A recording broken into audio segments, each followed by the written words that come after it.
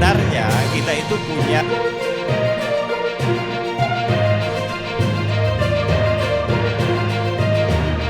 tanggapan bisa KPU Kabupaten Kota.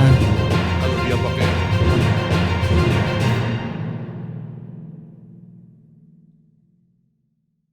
ya, terima kasih untuk kesempatan untuk kami boleh menyatakan pandangan. Jadi memang yang disampaikan oleh Pak Said itu sangat menjadi konsen kita bersama. Memang kita sepakat bahwa memang ini bukan menjadi sebuah solusi yang akan menjawab permasalahan-permasalahan di tahun 2019. Karena memang masalahnya tidak hanya di waktu dalam hal penghitungan, ya. Kita tahu juga kita punya masalah juga dalam hal merekap tadi, ya C1 itu juga butuh lama, waktu yang lama. Jadi sebenarnya KPU memang kita harus apresiasi, ya memang tetap ada upaya untuk bagaimana menjawab, hanya memang jawabannya sepertinya memang hanya sifatnya tambah sulam, ya tidak komprehensif gitu, tidak kesatuan yang menyeluruh. Belum lagi menyisakan tadi kalau tadi penjelasan dari KPU bahwa KPPS baru akan direkrut menjelang hari H begitu kan. Padahal kalau untuk pelaksanaan 2 panel ini saya rasa persiapannya jauh lebih panjang, karena kalau mungkin yang lalu kita hanya mengundang dalam BIMTEK itu hanya mungkin perwakilan 2-3 orang mungkin. Tapi kalau sudah jadikan 2 kelompok begitu, ya semuanya harus hadir begitu ya.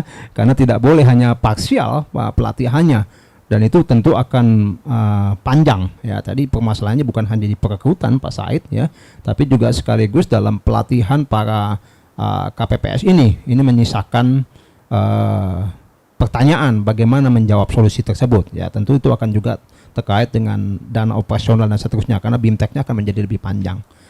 Ya, jadi menurut saya kalau tema hari ini bicara tentang plus minus, memang kalau hanya berujuk kepada sistem 2 panel, ya kita akhirnya terkonsentrasi antara bicara setuju atau tidak setuju saja. Tapi sebenarnya masalahnya lebih kompleks begitu ya.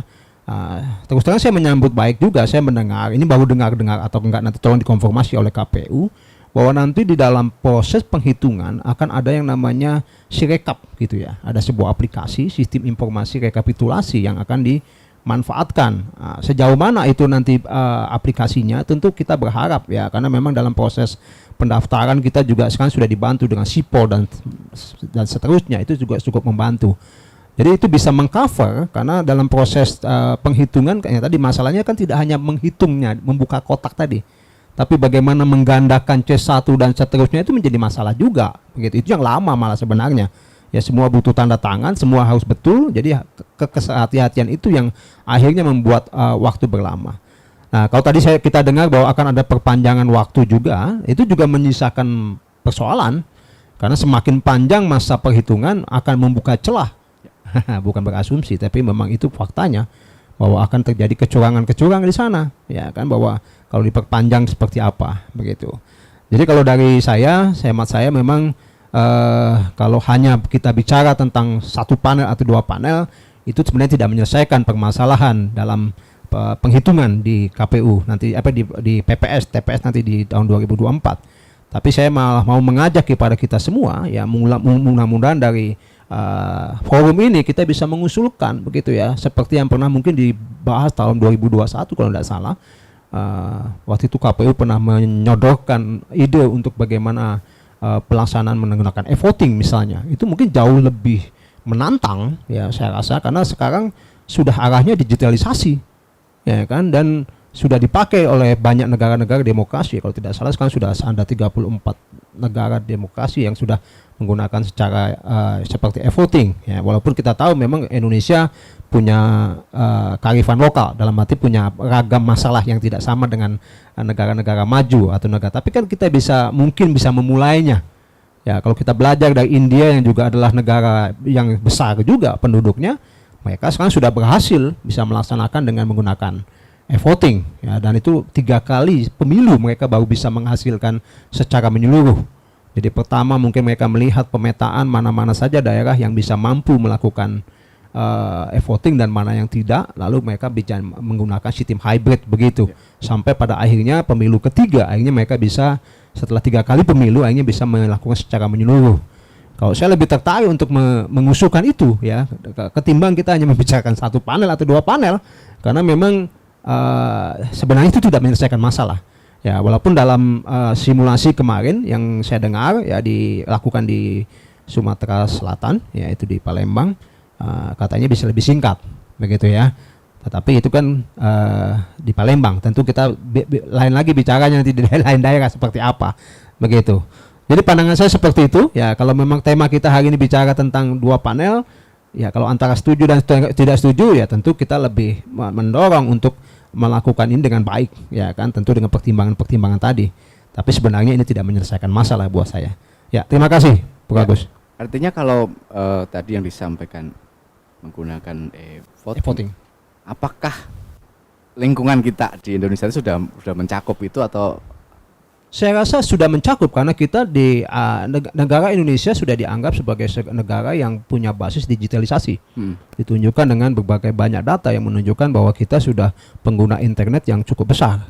Ya kan, memang tidak menampik bahwa ada banyak daerah yang belum siap dengan itu. Tapi tidak ada salahnya kita memulai dengan sistem hybrid misalnya. Maksudnya Indonesia bagian timur mungkin belum sanggup misalnya, tapi Indonesia bagian barat sudah bisa. Kenapa tidak gitu ya? Kita bisa menggunakan yang namanya optical scanning begitu ya. Tetap ada kertas suara, hanya penghitungannya sudah tidak lagi menggunakan manusia. Tinggal di scan begitu, langsung secara real time langsung muncul jumlahnya. Siapa yang dipilih dan itu bisa masuk semua ke stakeholder yang ada, langsung ke partai, langsung ke penyelenggara, kepada saksi. Dan kita juga percaya bahwa jejak digital itu kan juga bisa di-trace ya, walaupun kadang-kadang kita seperti di Amerika kemarin ya, mereka menganggap katanya ada pembajakan atau hack dan segala macam ya, tapi kan itu kan selevel Amerika begitu ya, tetap saja itu tidak terbukti begitu ya.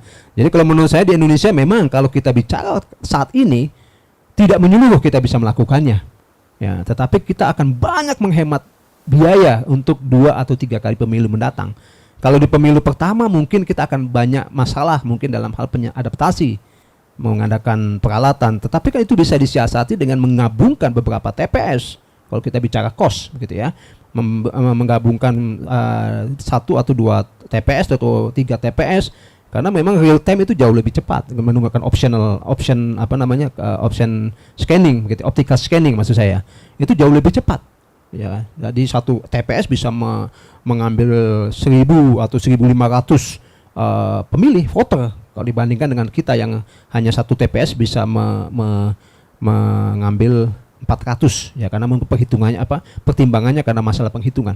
Tetapi kalau kita sudah bisa meng-cut waktu daripada penghitungan, karena kertas suara yang sudah ditandai itu tinggal di-scan, datanya sudah masuk.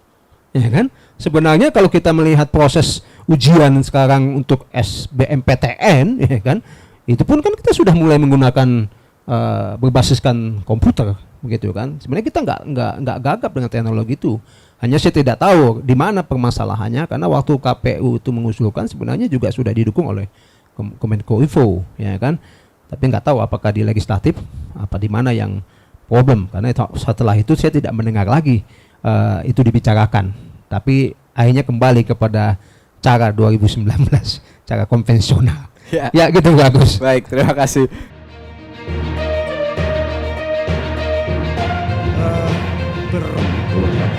Sebenarnya kita itu punya